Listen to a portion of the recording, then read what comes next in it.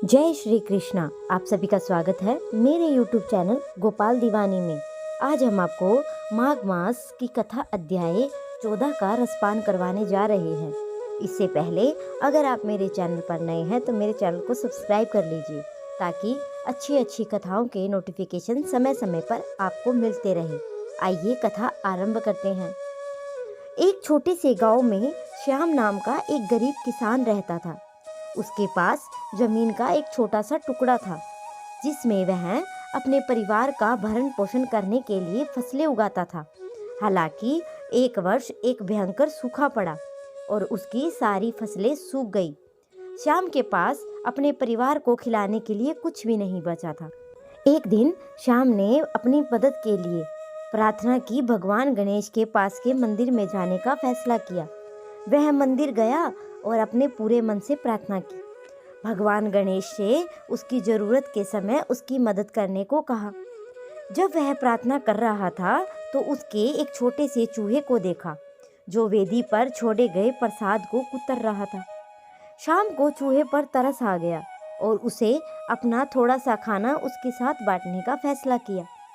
उसने अपनी जेब से रोटी का एक छोटा सा टुकड़ा निकाला और चूहे को दे दिया।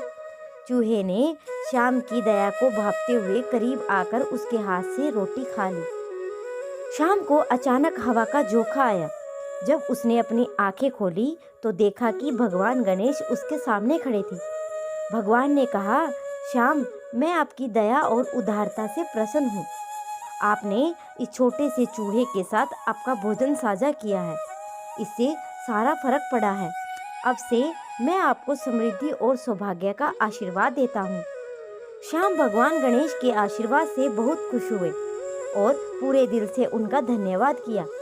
वह अपने खेत में वापस चला गया और नई ऊर्जा और आशा के साथ कड़ी मेहनत करने लगा। भगवान गणेश के आशीर्वाद से उसकी फिर से फसलें बढ़ी और जल्द ही उसे पास भरपूर फसल पैदा होने लगी। श्याम बहुत समृद्ध हो गया और गांव के अन्य गरीबों के किसानों की मदद करने लगा।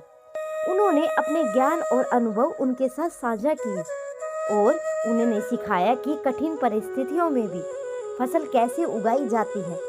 वह भगवान गणेश के प्रति अपनी कृतज्ञता के संकेत के रूप में हर दिन छोटे चूहे को खाना खिलाता रहा और इसलिए श्याम और छोटे चूहे की कहानी गांव में प्रसिद्ध हो गई और लोग इसे अपने बच्चों की दया और शक्ति और भगवान गणेश आशीर्वाद के रूप में सुनाने लगे।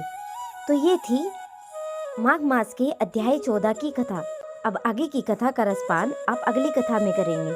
अगर आप सभी को मेरी कथा पसंद आई हो तो मेरे चैनल को सब्सक्राइब करो, वीडियो को लाइक करो और कमेंट में जय श्री कृष्णा अवश्य लिखो।